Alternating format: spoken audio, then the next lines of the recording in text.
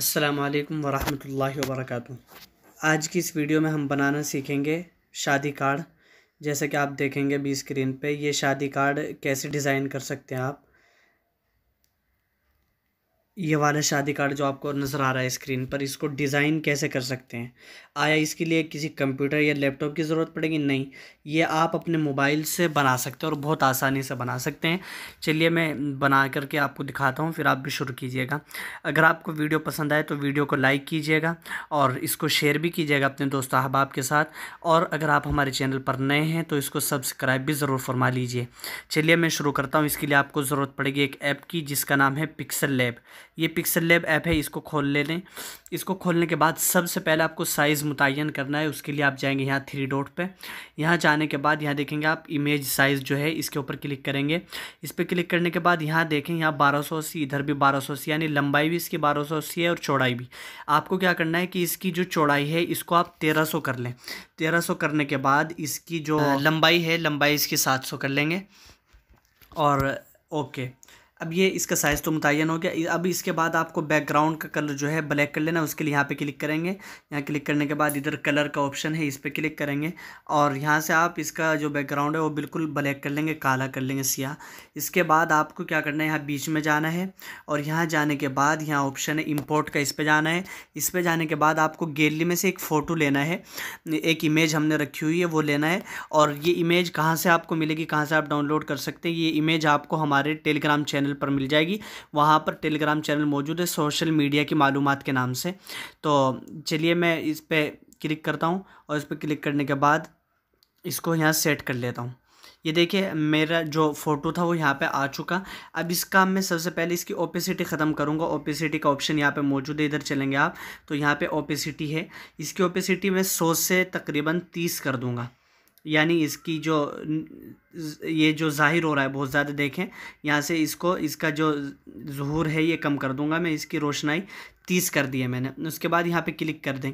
बीच में क्लिक करने के बाद इसको पहले डिलीट कर देंगे और इसको डिलीट करने के बाद यहाँ पे जाएंगे बीच में। यहाँ पे शेप लेनी है आपको एक, ये है। और ये शेप लेने के बाद इसका साइज़ बढ़ा लें आप।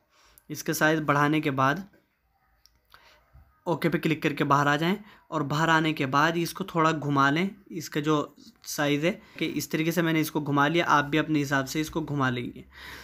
उसके बाद आपको क्या करना है, इसी की एक कॉपी करनी है, इसकी एक कॉपी करनी है आपको और उसमें आपको लाल कलर दे देना है। ये मैंने इसकी कॉपी कर ली। अब इसके बाद मैं इसमें लाल कलर डाल देता हूँ और फिर से एक कॉपी और करनी है इसकी। यहाँ कॉपी का ऑप्शन मौजूद है नीचे, इस पर क्लिक करके कॉपी खुद ब खुद हो जाएगी। और इसका कलर जो है सफ़ेद कर देना है। मैंने इसका कलर सफ़ेद कर दिया और ओके पे क्लिक करके अब इन सबको लॉक कर देंगे आप। लॉक करने के लिए यहाँ पे क्लिक करेंगे इसके ऊपर और यहाँ पे जाने के बाद यहाँ सबको लॉक कर देंगे, ताला लगा देंगे सबके ऊपर और फिर से बाहर आ जाएंगे।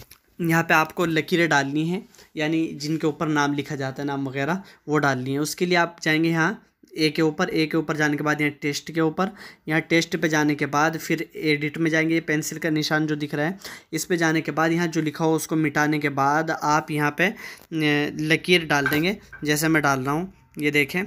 और इसको आप अपने हिसाब से लंबा कर लें, मैं डाल करके दिखा। इसका कलर मैं ब्लैक कर देता हूँ चूँकि सफ़ेद है और दिख नहीं रही है। अब ये नज़र आ रही है, आपको भी नज़र आ रही होगी। ये लकीर मैंने यहाँ पे डाल दी एक। इसी की कॉपी करने के बाद मैं नीचे भी इसको छोटी करके नीचे लगा दूँगा दूसरे नंबर पे। यहाँ इसी की कॉपी की मैंने और इसको यहाँ पे लगा दिया। इसके बाद फिर से इसी की कॉपी करेंगे और फिर इसको और थोड़ा छोटा करने के बाद उसके नीचे लगा देंगे। ये हमारी लाइनें, जितनी भी आपको लाइनें चाहिए हों तो आप उतनी लगा सकते हैं, ठीक है। मुझे इतनी लगानी है, ये मैं लगा चुका। अब इसके बाद आपको क्या करना है, इन तीनों लाइनों को लॉक कर दें।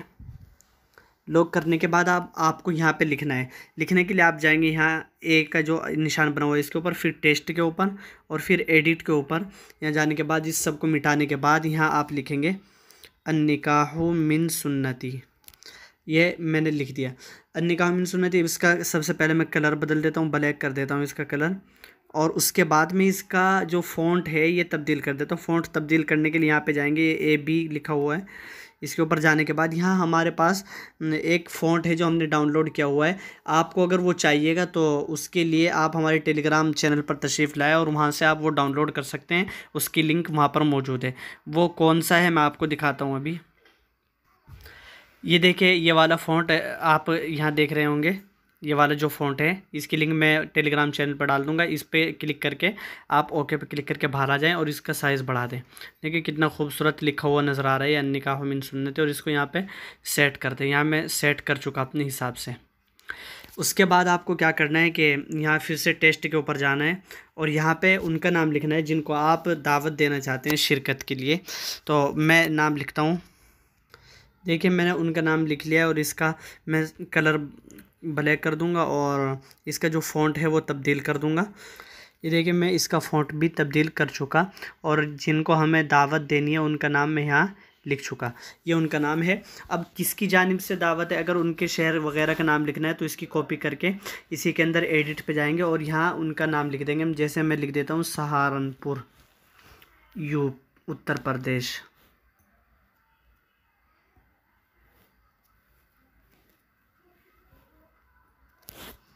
ये मैंने लिख दिया है सहारनपुर उत्तर प्रदेश।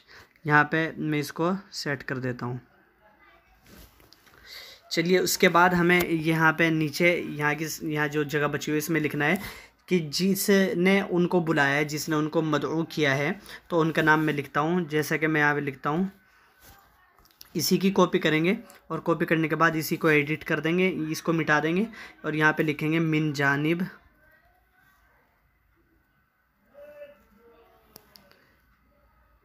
कारी मोहम्मद गानिम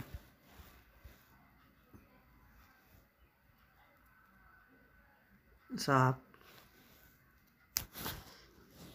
ये मैंने लिख दिया यहाँ पे मिन जानिब कारी मोहम्मद गानिम साहब। अब इसके बाद इसको सबसे पहले गैलरी में सेव कर लेंगे। ये सेव हो गया। अब सेव होने के बाद फिर से हम इसको खोलेंगे। पिक्सल लैब को खोलने के बाद यहाँ पे इतना बड़ा जो पेज बना हुआ आ जाएगा, जैसे कि आपको नज़र आ रहा है इतना बड़ा। तो क्या करना है आपको कि यहाँ सबसे पहले इसका बैकग्राउंड कलर बदल लेना है और बैकग्राउंड कलर बदलने के लिए यहाँ कलर पे क्लिक करेंगे और इसका कलर जो है आप ये इस तरह का कर लें। और फिर उसके बाद आप यहाँ पे जाएंगे बीच में और आप यहाँ जाएंगे फिर इंपोर्ट के ऊपर और फिर वो वाला जो आपने भी बना करके सेव किया है ये वाला, इसको आप यहाँ निकाल लेंगे। यहाँ लाने के बाद इसको थोड़ा सा टेढ़ा कर देंगे इस तरह और फिर इसको बड़ा कर देंगे, इसका साइज़ थोड़ा सा। इसके बाद आपको इस पर क्लिक करके यहाँ पे इधर चलना है और इधर यहाँ एक ऑप्शन आएगा 3D शेप, ये वाला, इसके ऊपर क्लिक करना है और इनेबल कर देना है इसको इनेबल कर देने के बाद यहाँ देखें ये दो ऑप्शन नज़र आ रहे हैं, इस वाले ऑप्शन पे क्लिक करना है और ये नीचे चलना है और नीचे चलने के बाद ये जो डार्कन दिख रही है, ये डार्कन इसको तकरीबन आप 12-13 कर लें। मैंने 13 किए इसको। और फिर नीचे चलने के बाद यहाँ आपको ये दिखेगा, इसको घुमा करके उसकी जो शेप है वो इधर की जानिब कर ले आप, नीचे की तरफ। आप ऊपर करना चाहेंगे ऊपर भी हो जाएगी, इधर भी हो जाएगी, नीचे भी, और इस साइड कर लें तो अच्छा रहेगा। ठीक है, हमने कर लिए इस साइड। फिर अब आपका ये बन करके तैयार हो चुका है। इसका साइज़ थोड़ा और बढ़ा लें। ये आपका शादी कार्ड बन करके तैयार हो गया। अब आप इसको सेव कर लेंगे। सेव करने के लिए यहाँ ऊपर क्लिक करेंगे, सेव एज इमेज। उम्मीद है कि आपको ये वीडियो आज की पसंद आई होगी और अगर पसंद आए तो इसको लाइक कीजिएगा। देखिए हमने जो बनाया है शादी कार्ड वो बन करके ये तैयार हो चुका है।